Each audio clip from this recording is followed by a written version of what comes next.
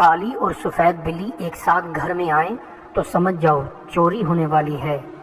گھر میں طوطا اڑ کر آ جائے تو سمجھ جاؤ تمہاری بہت جلد لاٹری لگنے والی ہے۔ بیٹھ کر نہانے سے عمر لمبی ہو جاتی ہے۔ ایک چھینک آئے تو بیماری آتی ہے، 2 چھینکیں آئیں تو خوشخبری ملتی ہے۔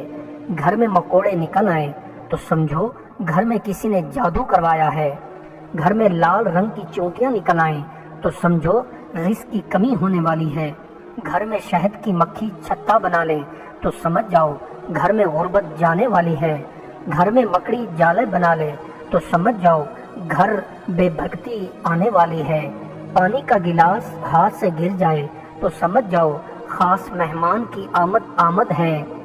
ہاتھ سے سالن گر جائے تو سمجھ جاؤ کسی پرانے دوست نے یاد کیا ہے۔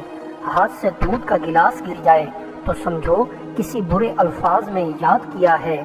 ہاتھ سے شہد گر جائے تو سمجھ جاؤ کسی دشمن نے تمہیں یاد کیا ہے۔ 3 چھینکیں آئیں تو خسارہ ہوتا ہے۔ پاؤں پر خارش ہونا بہت بڑے نقصان ہونے کی بڑی علامت ہے۔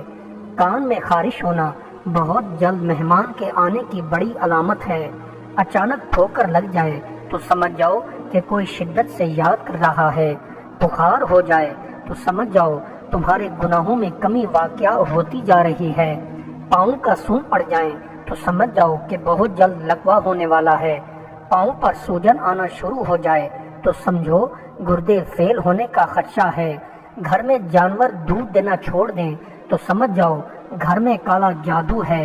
خواب میں ڈر جاؤ تو سمجھ جائیے کہ تمہیں بہت بڑی خوشی ملنے والی ہے۔ پھسل کر گر جاؤ تو سمجھ جاؤ کہ تمہیں کوئی بہت جلد نقصان پہنچانے والا ہے۔ ناخن کی شکل بگڑنے لگے تو سمجھ جاؤ کہ تمہیں کینسر کی بیماری ہونے والی ہے۔ دائیں آنکھ پھڑک کے تو سمجھ جاؤ کہ کوئی خوشخبری ملنے والی ہے۔ بائیں آنکھ پھڑک اٹھے تو سمجھ جاؤ کوئی بدخبری ملنے والی ہے۔